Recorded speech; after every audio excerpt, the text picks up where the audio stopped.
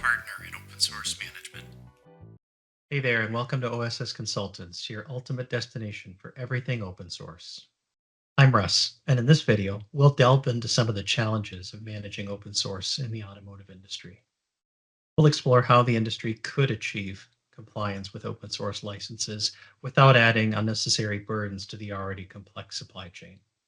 If you're new here, don't forget to hit that subscribe button and ring that notification bell so that you never miss out on new videos. And if you have any questions or topics you'd like us to cover in future videos, drop them in the comments below. Let's get started.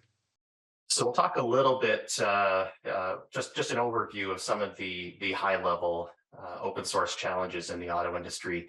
Given our audience today, the material on these slides here, I'm going to assume that everyone has some familiarity with the basics of open source software, or OSS for short. So with the known complexities that we have in the auto supply chain, we know there's a number of challenges that are faced on a fairly regular basis. So the use of software in the vehicle has increased exponentially, as has the use of open source software in the vehicle. So there's still a gap in the supply chain and across the auto industry in general regarding awareness and education around use of open source, though there has been considerable improvements, especially over the last 18 to 24 months with the SBOM initiatives that have taken place. So it's not uncommon for one automaker to have a supply chain that spans 18,000 global businesses or more. Those global businesses then do businesses with other automakers, other automotive suppliers, and often with other non-automotive customers. So how can the automotive industry achieve compliance and awareness around use of open source without adding more burdens to suppliers that are already in this intricate supply chain? So I had an interesting, perhaps single view of this when I was at GM, and my thought was, if we were going to lead in this space and drive open source compliance into the supply chain, it was important to get everyone in our supply chain on board. So how better to do that, at least at that time, than to make it a requirement to disclose use of open source when providing software to GM.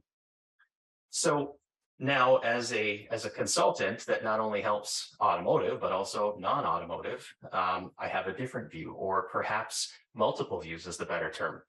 If each automaker had their own set of requirements for open source, imagine what that variation does to a supplier in the supply chain that does business with multiple automakers or with other device manufacturers.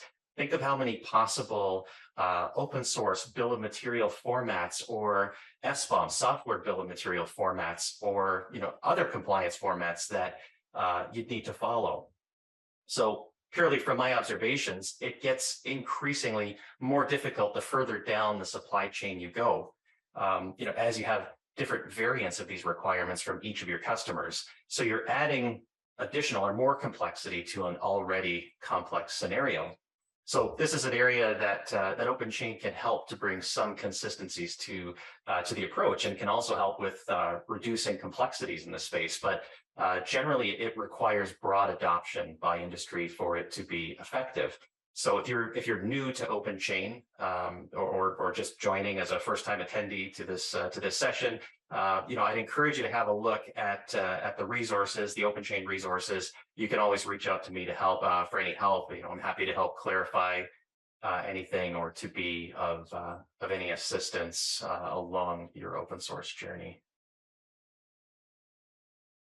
Thanks for watching. If you found this video useful, then please give us a like and then subscribe below to get notified of new videos. If you want to learn more or get in touch, reach out via email, info@ossconsultants.com.